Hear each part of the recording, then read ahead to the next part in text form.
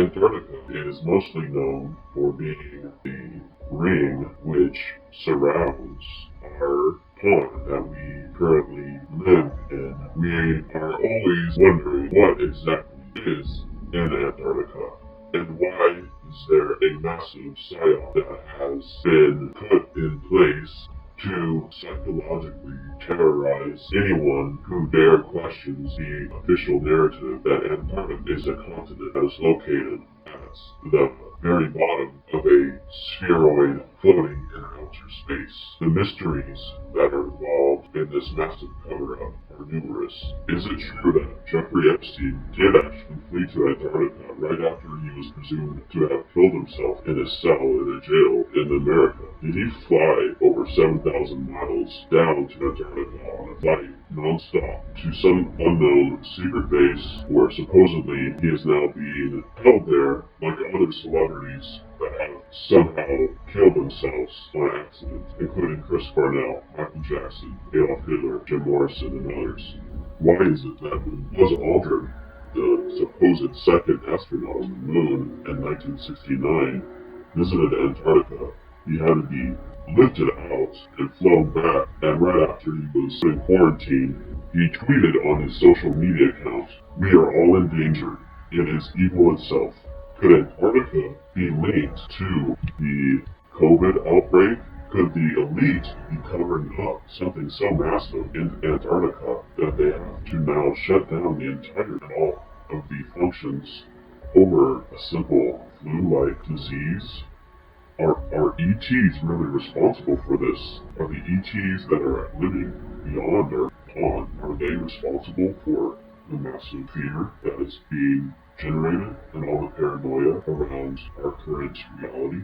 Why is there so much mystery involved, especially when you have people like the Secretary of State John Kerry leaving for Antarctica in one of the most important weeks of his political career just to visit Antarctica and talk with scientists?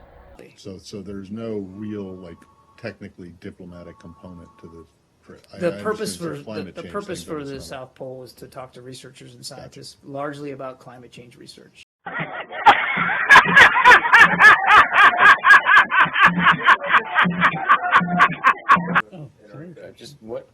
What specifically does he hope to achieve with this visit, and how much is it going to cost U.S. taxpayers for him to go look around? I will see if we can get you an estimate. I don't have that, but I think, Just give her a second.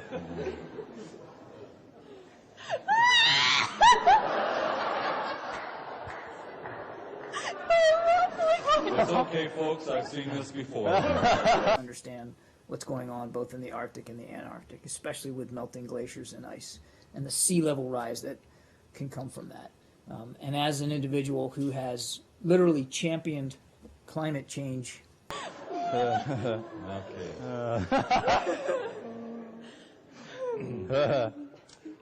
If you make a lie big enough and you spread it around to enough people, then firsthand we know exactly how easy it is to believe nonsense. The reason why people are believing that coronavirus, which is only a common flu, is because of mass social conditioning to fit in with your current social surroundings.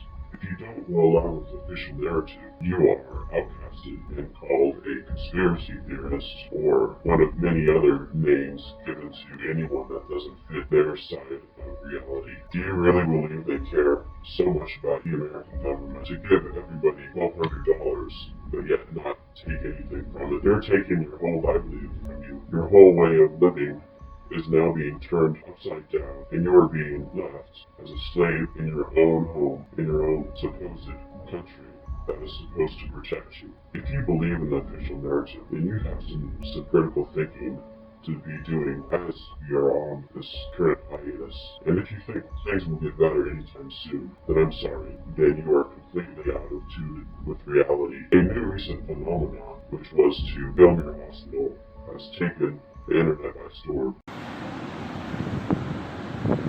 Hello folks, I'm standing outside of the Elmhurst Hospital Center in Queens, New York, And according to the media, this is the epicenter of the apocalypse. But it sure looks like a ghost town to me. Where's the ambulances? Where's the rushing patients? We heard 13 people died. By the way, the date is March 29th. They just had all the news stories about how they have no ventilators. They're rushing people into the hospital. But you could see it's all a facade. I'm not saying some people might not be sick, but this is way overblown. And you could see with your own eyes, this is real investigative journalism. Not the bullshit you see on TV. Elmhurst Hospital, the center of the coronavirus outbreak, and it looks like a ghost town. People are going into hospitals and finding that there are no patients that are actually being affected by any sort of coronavirus. The only deaths that are occurring are natural cause deaths, but they are then being labeled as coronavirus death. Here you go. That's a doll. That's clearly a doll. If you can't see that this is a doll... Because the media needs something for the people, because what it has now is a bunch of crisis actors about situations. My hospital, and I don't know what the just happened for the past 13 hours. Honestly, guys, it felt like I was working in a war zone. Completely isolated from my team members.